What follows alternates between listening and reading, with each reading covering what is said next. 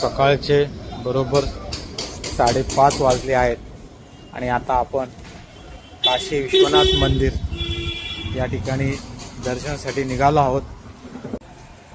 वाराणसी, बनारस किंवा काशी अशा तिन्ही नावांनी या शहराला तुम्ही हाक मारू शकता।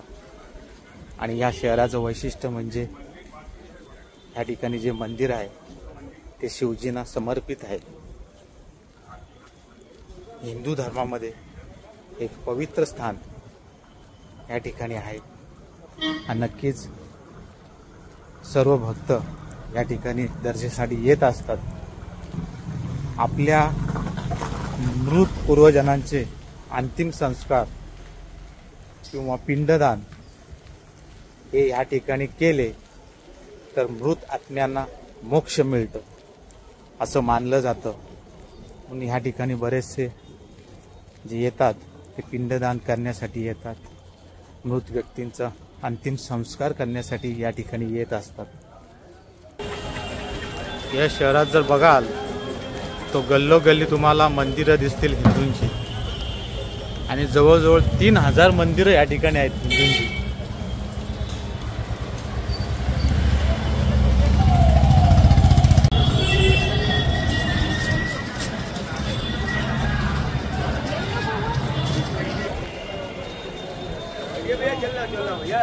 कोई भी जाएगा वो भरे के जाएगा, कोई खाली नहीं।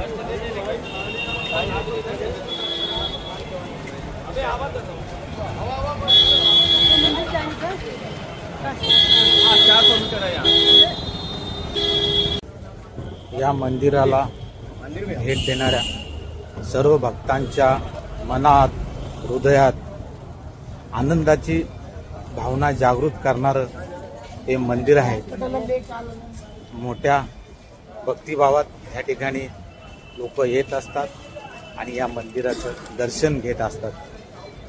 भोलेनाथाचं, शिवजीचं हे मंदिर आहे आणि हिंदू धर्मापैकी एक सर्वात मोठं पवित्र स्थान या ठिकाणी आहे। 12 ज्योतिर्लिंगपैकी एक मंदिर काशी विश्वनाथ हे ह्या ठिकाणी आहे।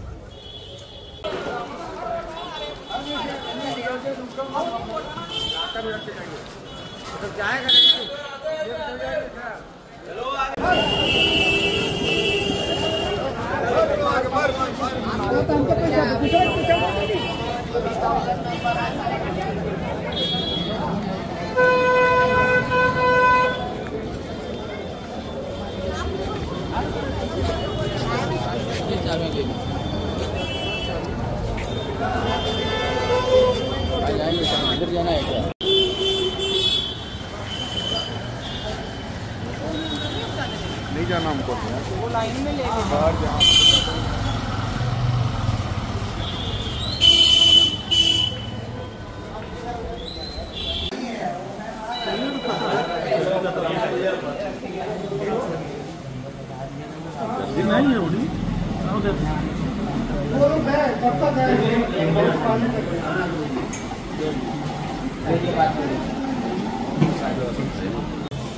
पाच वाजून 55 मिनिटांनी दर्शनाच्या लाईन मध्ये उभा राहिलो होतो आणि एक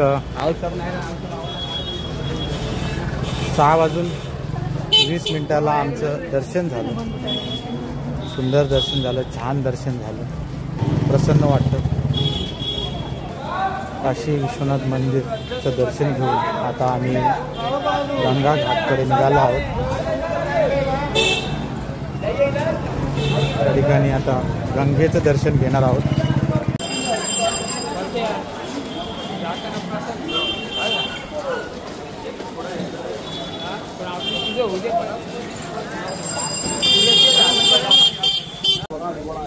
आपण आता गंगा घाटावर आलो आहोत। जिथे तुम्ही पाहू शकाल गंगा नदी आहे।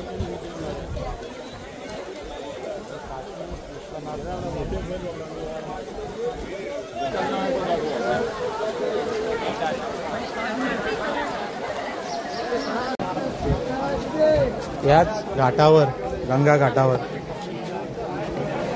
आपल्या मृत पूर्वजनांचं अंतिम संस्कार असेल, पिंडदान असेल, ते ह्या ठिकाणी केलं जातं आणि मृत आत्म्याला मोक्ष मिळतं असं मानलं जातं.